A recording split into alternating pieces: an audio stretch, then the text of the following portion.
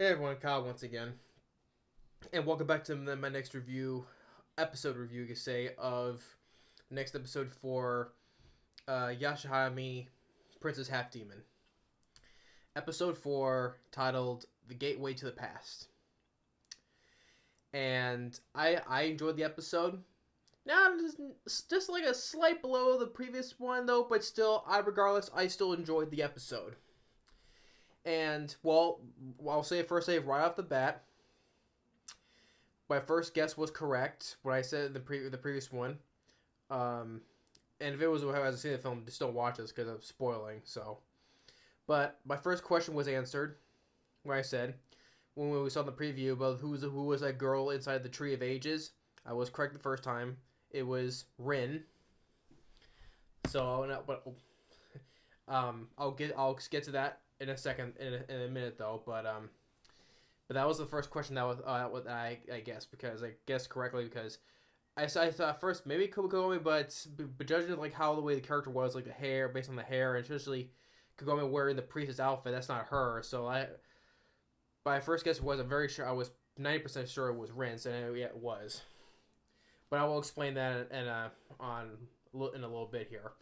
But so it opens up which I thought was pretty. It was pretty funny. Another callback to the first series, especially the first episode when Moroha, there you go, Moroha. Um, she's like with some old people, right? And then her great grandfather gives her the freaking old web foot that he gave Kagome in the first episode. You know, remember it was my birthday, and he gives her that, and Kagome ends up getting to Buyo, which I forgot to mention previously that Buyo the cat is still alive too. But Kagome's grandfather gives Moroha the same exact thing, and first I show her she has that like, same face expression when Kagome had when he was first given to her. But instead, though, she likes the gift.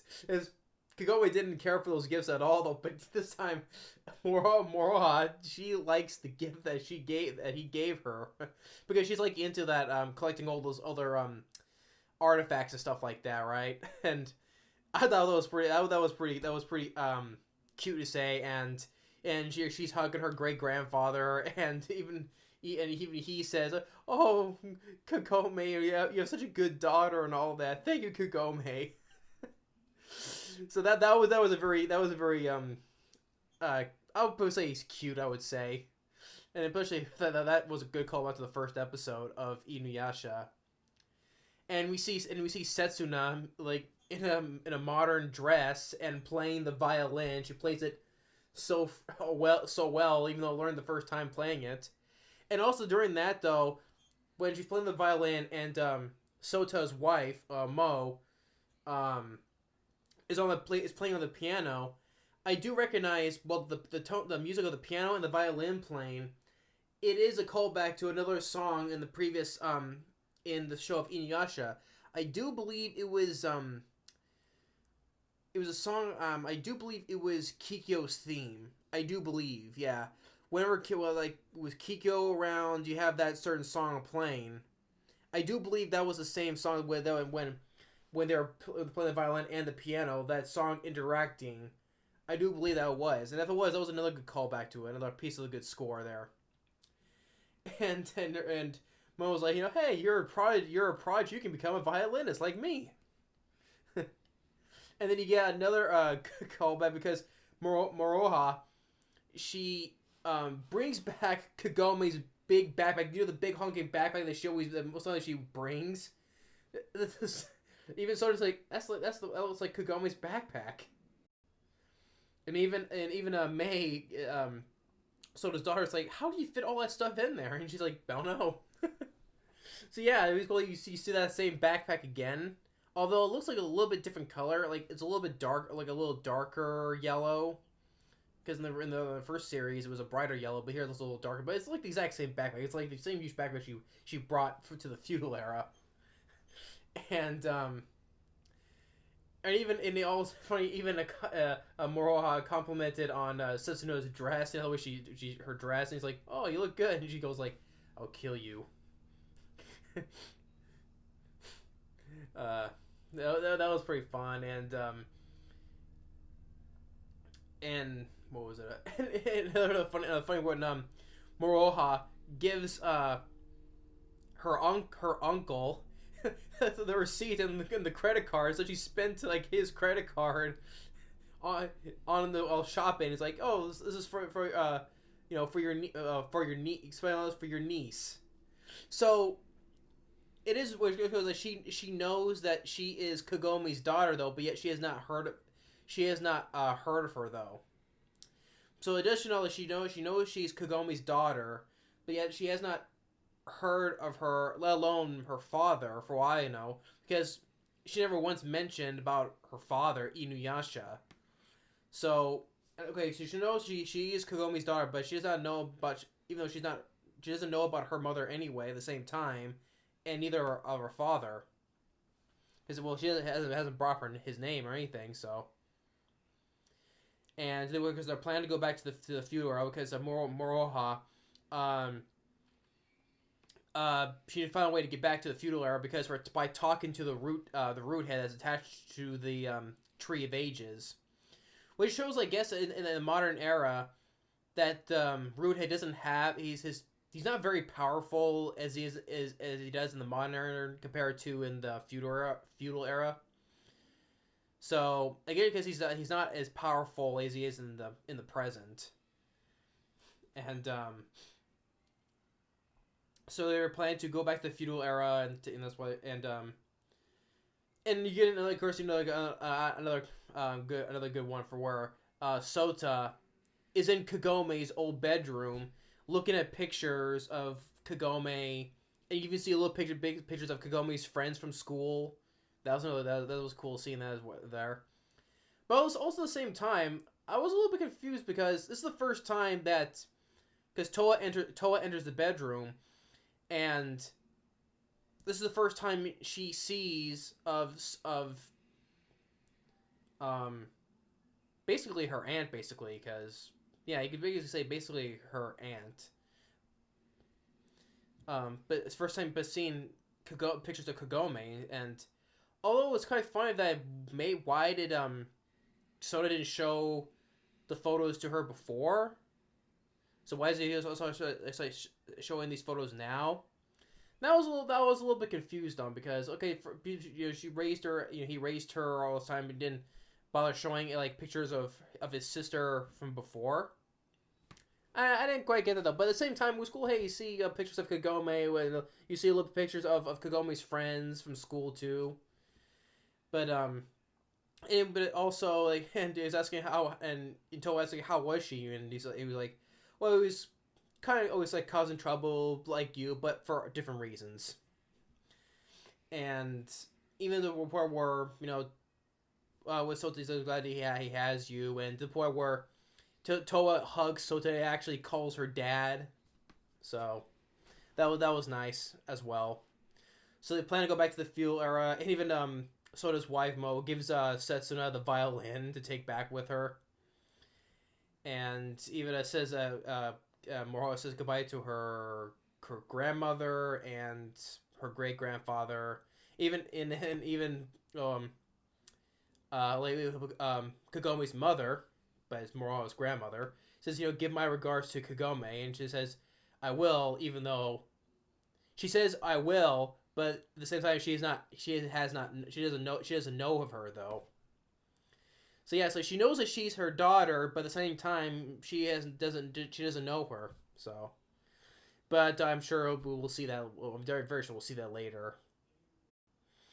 And so now they use the 3 rainbow pearls that they have to interact with Root-Head to connect to as make a portal to go back to the feudal era. So it shows that Root-Head in the Tree of Ages, along with the rainbow pearls, are all connected. But the thing is though, is the rainbow pearls part of Root-Head or the Tree of Ages? Are they all interacted together at the same time? Beforehand, that part I was not sure though. But it is they are all connected though. But the thing is, whereabouts of where the other rainbow pearls are, if there was more. But that was a theory though that some people were making about the other rainbow pearls. But so they go back, but they're not in the feudal era though. But then there's now let's get to the part where is I was one point I thought I was a little bit confused, but I'll get into that though. But they are approached by the Tree of Ages. Now this is why I thought was key. The Tree of Age. They're speaking to the Tree of Ages, but it takes on the form of the spirit of Kikyo. So that wasn't really it's not really Kikyo. It's the Tree of Ages. It just you say it's a borrowed form, you know. So because I guess because it shows a flashback to the first episode when Kikyo shot Inuyasha with her arrow, bound him to the Tree of Ages. So I guess apparently when Kikyo shot her spiritual arrow to put with Inuyasha to the Tree of Ages to sleep, I guess when the Tree of Ages got power when the arrow got embedded into the tree. So what I'm thinking, why is it after all this time now the Tree of Ages like this is now it's like talking now? So why couldn't if it was like that before, if it got this power before, why didn't in the previous show of Inuyasha, why couldn't the Tree of Ages come talk to Kagome or Inuyasha, or even Kikyo when Kikyo was resurrected, or anybody that was around there? That was a little confusing. Why did the Tree of Ages if it was powered by Kikyo since then by that arrow, and it was now able to get some power to even talk or whatever. Why is it talking to them? Why did it have to wait all this time to speak with the 3 half demon princesses? That was I was like, okay, why is the Tree of Ages wait all this time to talk to them 3? Why couldn't it talk to to Kagome, Inuyasha, or anybody else from back then? So that was one thing. And which is why I like the episode, but this is why some of these points here I thought was a bit slight, right there from the previous episode. Not a big gap, but this much. But that's because there's a couple of key points though. So the Tree of Ages, disguised as Kikyo, explaining that it has a request for them. It wants to take down this demon, to destroy this demon, and apparently this demon was because it shows that there were 2 great demons, the East and the West. Now the great demon of the West was Inuyasha and Sesshomaru's father, which makes Moroha and Setsuna and Toa their grandfather. So yeah, their grandfather was the demon of the West. Now the one they wanted to destroy is the demon of the East, and I forget how to pronounce this demon's name, but apparently they both ruled together. There was a certain balance there, but now since Inuyasha, since their grandfather is gone, now the Tree of Ages wants them to slay this demon, and also the same thing. They want them to slay their father as well, Sesshomaru, because I guess when their grandfather died, it was supposed to be Sesshomaru was supposed to be the next to reign as the Great Demon, but Sesshomaru didn't want to do that, so he left. This is the part was a little bit on getting on. I'm trying to do the best to explain how this little plot point right here is, but for some reason, for why Sesshomaru he didn't want to do that. I guess he had his own reasons. I guess that he didn't want to be forced upon that responsibility. Although Sesshomaru want to become a great demon himself, though, but I guess he didn't want to earn it that way. He had to do it. I'm guessing he wanted to do it, earn that way on his own way, not the way how that went. So I guess that's why he didn't want to do it.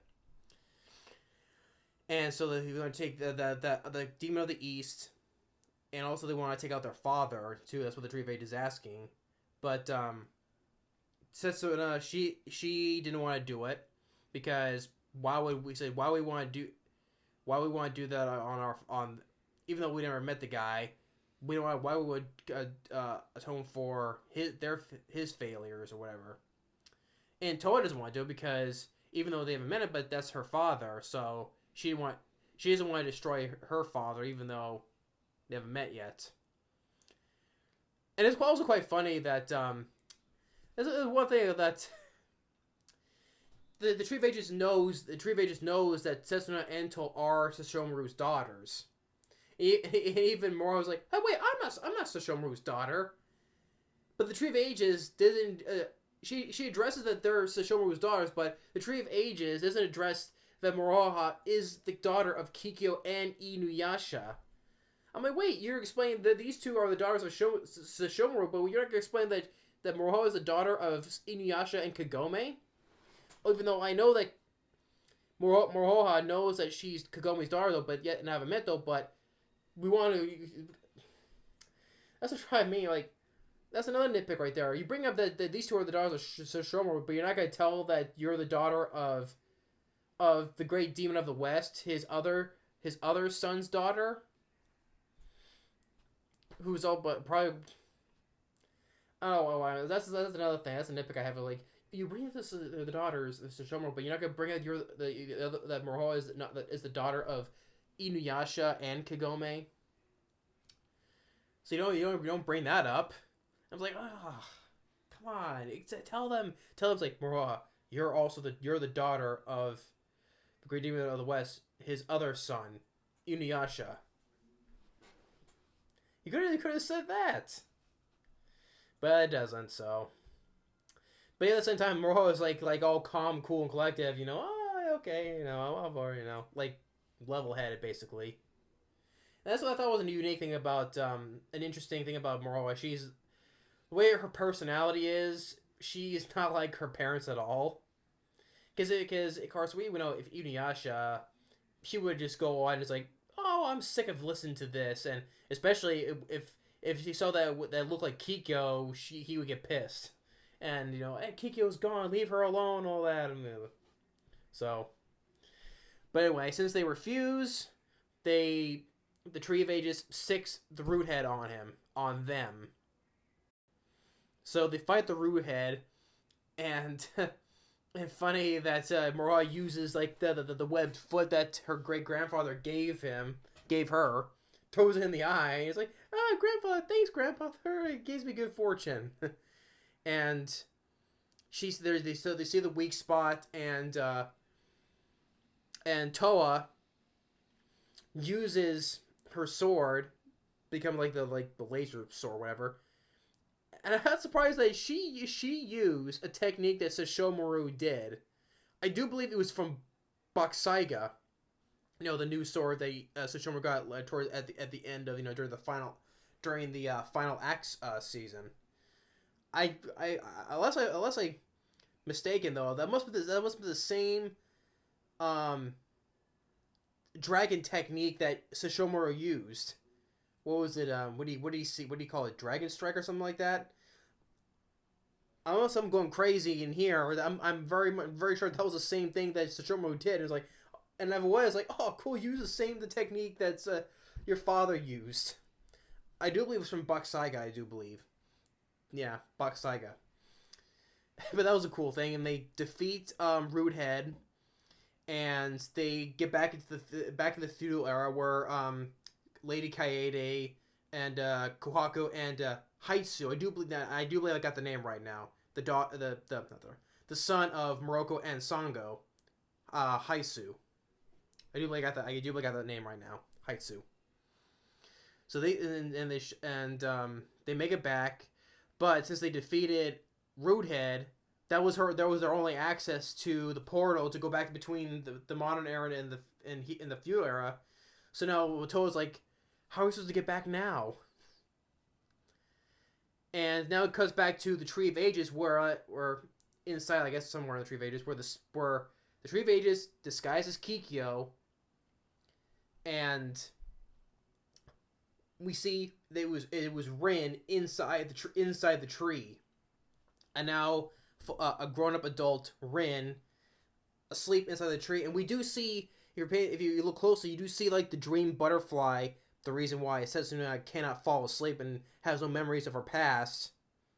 You see like the little dream butterfly flying around there. So, and you do see Sesshomaru. That was all the cool thing I see.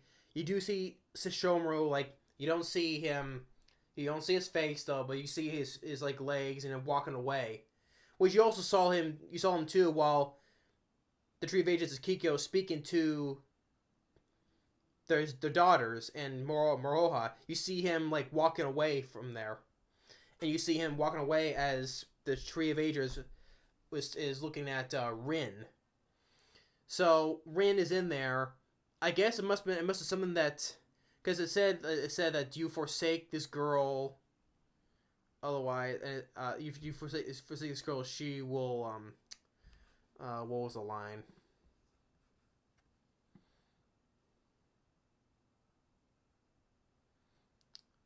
Yeah. If you forsake, I'm going by what the subtitles say. So if you've forsaken this girl, she'll never awake. I guess it's just something must have happened. What Sesshomaru must have done, and that's why he must have took the twins away. And then I guess he must have put her inside the tree to keep her alive, I guess. Okay, something like that. It just reminds me of Batman. It reminds me of Mr. Freeze. Mr. pulling a Mr. Freeze. Keeping his wife inside alive. She's still alive, but until there's a cure to be made. That's why he keeps her in that water case while she's still alive, though, waiting to find a cure. It's like kind of like pulling like a Mr. Freeze like that. Well, instead she's Rin's inside the tree, still alive though. But if whoever does that, she'll never awake again. So something must have happened. I guess Sesshomaru must have screwed something up. I guess, but I'm thinking that, and that's why he must have been trying to fix it. So, but I keep on saying, but again, all this will be explained later on, or we'll see a flashback or whatever what happened to Rin. So. Who knows? But wait till the next episode. And then next on the next preview of the next episode, we do see Moroku, like he pulls his hat down. Either that's a flashback or he is actually there. Say, hey, yes, Moroku. And we do see Moroha looking like her demon powers are emerging in the next episode. Like she has the demonic aura surrounding her. So I'm guessing like her demon powers have awakened, or it's like she's going to do the same thing what Inuyasha, when his real demon powers are coming out. Maybe he's not going to, maybe Moroha is not going to have like no control or power. Same thing like what Inuyasha did. But I was like, hey, like I said, she is part demon, so I'm very interested in seeing that though, and so who knows? Maybe she's going to go through the same thing like her dad did. Won't be able to control her demon powers like Inuyasha did. So I'm interested in seeing that. Yeah, you see Moroku for that brief second though, and you see I guess this guy they're explaining who is collecting bones. You see like a demon eating some red bones, and Toa fighting some red skeletons. And also the thing is though, one really quick thing. Well, answer my question. But yeah, of course, I wasn't sure it was Rin inside the tree. So, but that was one thing answered. Something interesting. Okay, the name when I brought about the name of the the demon of the East. I caught the name of the demon. Part of that name is in this, of course, in the episode when Toa was in the modern era and she's at school. Her name of her teacher, this guy, her teacher, as like part of that same name. The guy's last name is part of that same name of the demon of the East. So okay, like maybe I'm getting ahead of myself, but the name of the last name of Toa's teacher in school is part of that name of the demon of the East. So I'm guessing like we see, I guess something like that guy will be in the past, or that we saw in the preview of this guy in a hood. Maybe it's that guy. Maybe this guy his ancestor. I don't know, but unless I yeah, maybe I ain't getting ahead of myself. But I just noticed that the teacher's last name is part of that same name of the demon of the East. So, but like I said, hopefully we'll get more answers explained in the next episode. So, but yeah, this is my review of the episode of Gateway to the Past. I enjoyed the episode. But like I said, I had a couple of nitpicks, like I said. Like with the Tree of Ages, getting that power. Why couldn't you just do that from the past? And why couldn't you just address, why couldn't the Tree of Ages address Moroha's real parents? Like, you could address Sesshomaru's daughters, that is her father, but like I said before, why couldn't you address Moroha about her parents, about Kagome and Inuyasha? And why, while also in the Tree of Ages is speaking to them, like I said, to these three right now, and couldn't just wait in the past, but oh well. But like I said, I still like the episode still, regardless, though. And it was, but like I said, the beginning of the episode was really cute with Moroha, with her great grandfather, and a little bit with her uncle, with the credit card, and all that, and seeing the big backpack like Kagome wears she had, and so showing the pictures of her from her sister. It was cool to see that as well.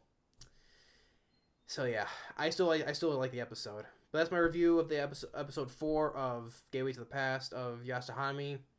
Thanks for watching and stay tuned for the next reviews for Halloween month. Later.